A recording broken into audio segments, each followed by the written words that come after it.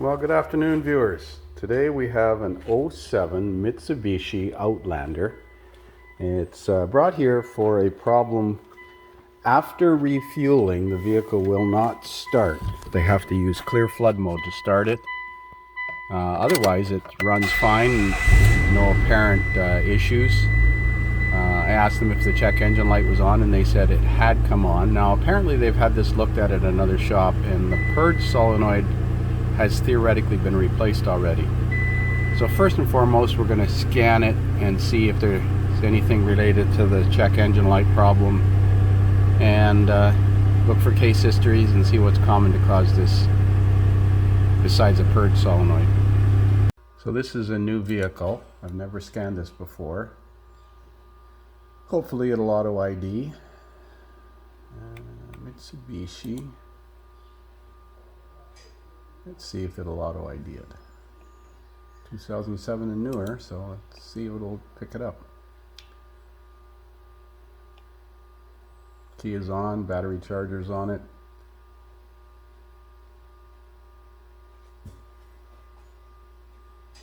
See, there's a maintenance message on the dash. I don't think it has anything to do with it. Probably just needs a service or hasn't been reset from the last service. Scanner is in. Yeah, pulled the mileage and the VIN. So let's do a network code scan.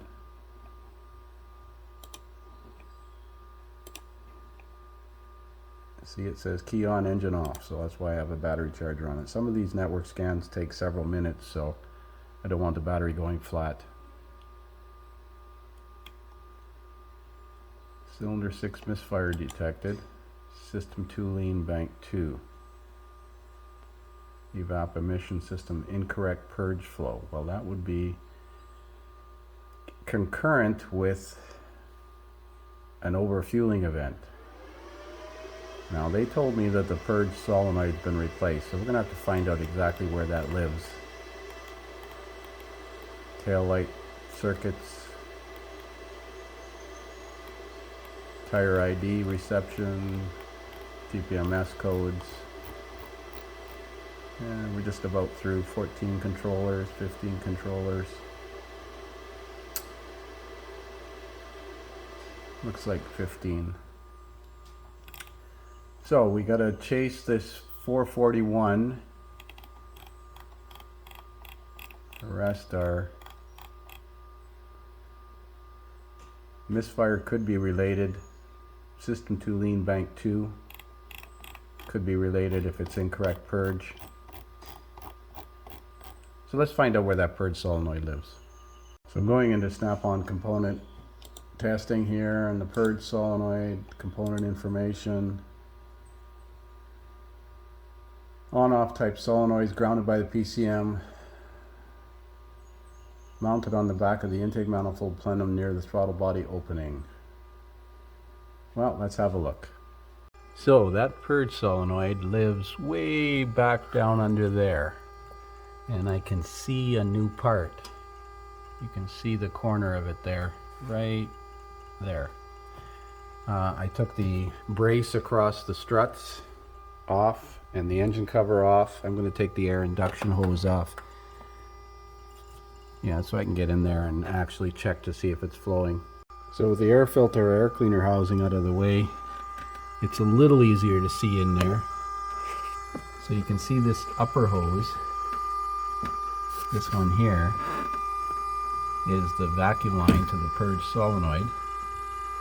And then the lower one down here is the Purge line right here. So we're going to pull this Purge line off and see if there's vacuum right here while it's idling. And if there is, then we're going to disconnect the electrical connector to see if the vacuum goes away. So I got a vacuum gauge hooked up to the line. This thing does not like running with the mass airflow sensor disconnected. So I'm going to start it up, see if I got vacuum on that Purge.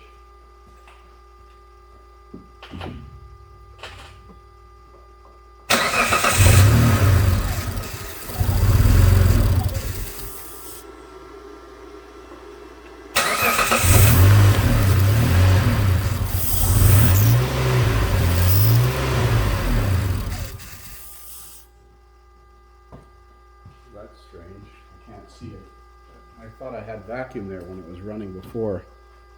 I'll put this where I can see it from the cab.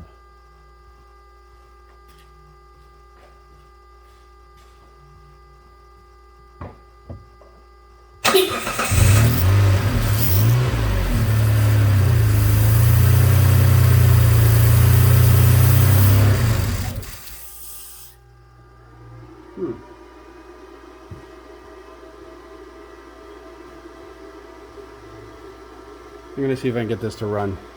It did have vacuum there, and it holds vacuum. I wonder if those two hoses are crossed or mixed up. I can't barely see in there. Let's see if I can get a vacuum hose routing. So according to this, it looks like the lower hose goes to the vacuum source and the upper hose, upper nipple, goes to the fuel tank. And that's not the way it's hooked up. The hoses are actually reversed. But I tried to get that out of there and I can't. That one bolt I took off is only half of the bracket and I can't see the other bracket bolt. So I think I'm going to switch the two hoses around and see what happens. Okay, so I switched the two hoses around. I'm going to start it up and see if I have vacuum through that solenoid now.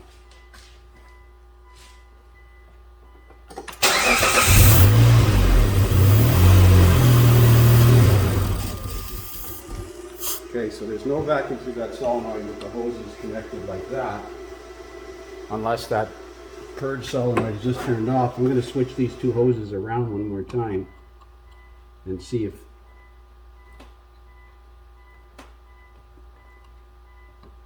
okay, so I'm putting the vent hose going to the canister or the fuel tank on the lower nipple instead of the upper nipple. Let's see if that sends vacuum through it.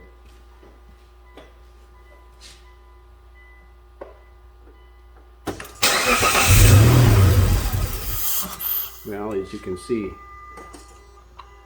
that solenoid must be connected the other way.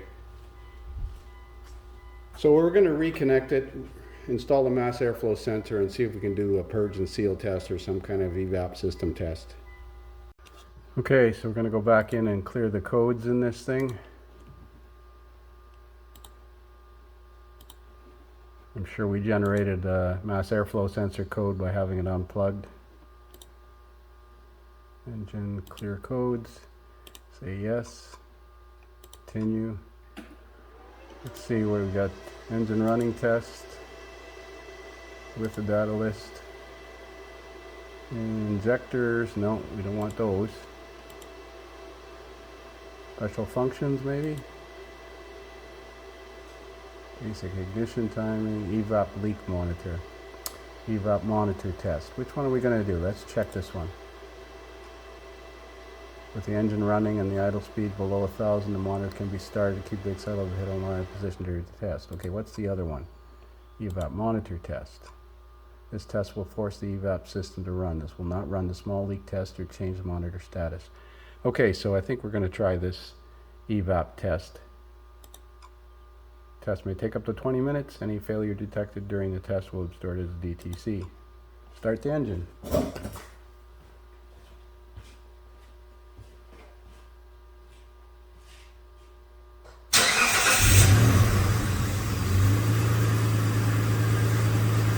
Runs a little better with the mass airflow sensor connected.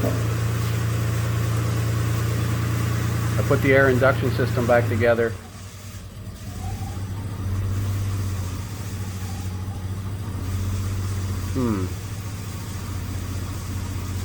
Fuel tank differential pressure in millivolts. Crankshaft RPM. Am I supposed to hit continue, or is this going to be automatic? Well, I'm going to let this run and see what happens. Well, it did something there. It changed the voltage in the fuel tank. Looks like it created a purge event, and now it's checking for it to see if it'll hold the vacuum. It appears to be like a purge and seal test. That was quick, and it says it passed.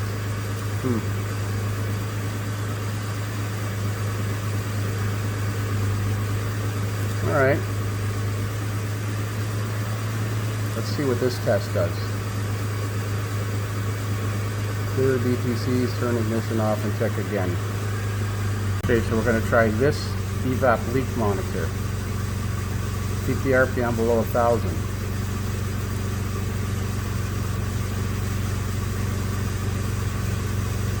What's the difference between this test and the other test? Continue.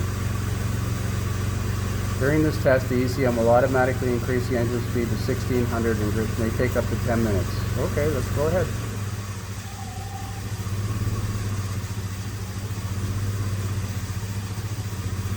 It didn't increase it to 1600. This appears to be the same as keep the accelerator pedal in the idle position during the test. Executing.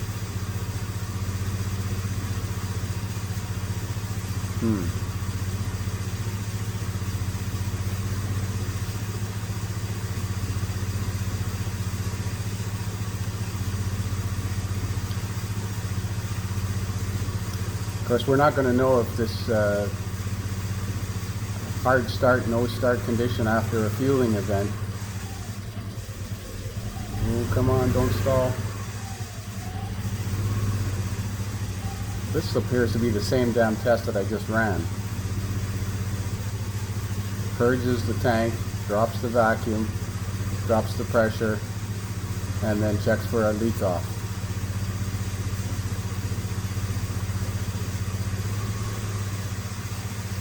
Yeah, it's the same darn test. What's the difference? So it says to check for codes after the test. No codes present. Well, as I said, the only way we're going to know is to take it to the service station and fill the tank and see what happens. Now, I don't know how much fuel's in the tank right now, but I'll let the customer do that.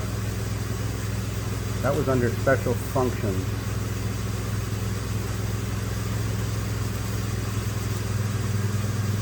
Let's have a look at some data here and see if there's any ethanol content.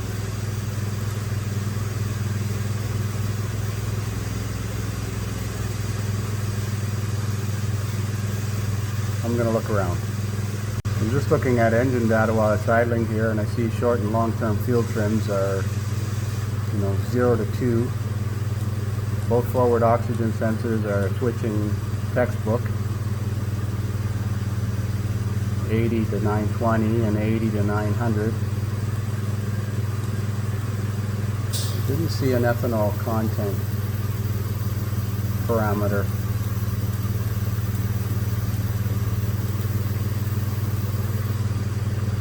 Maybe it's under emissions.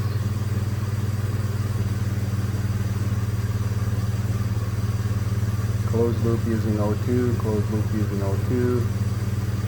Purge solenoid is 90 or 29%. Fuel level is 29%. So we'll have the customer go and fill it and see what happens. That would suck if it was just a matter of those two hoses being mixed up.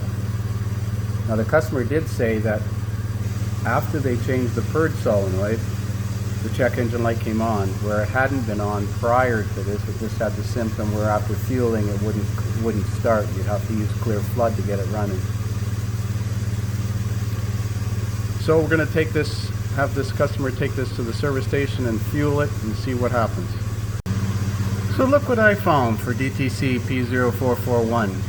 Evaporator emission system incorrect, purge. This is the line going to the charcoal canister, and this is the vacuum line to the throttle body. This is incorrect. The vacuum line to the canister goes to the top nipple, like I surmised. So it would have been wise to check for a TSB fairly early. It would have saved me guessing, but that's okay. TSB changes to purge solenoid hose connections.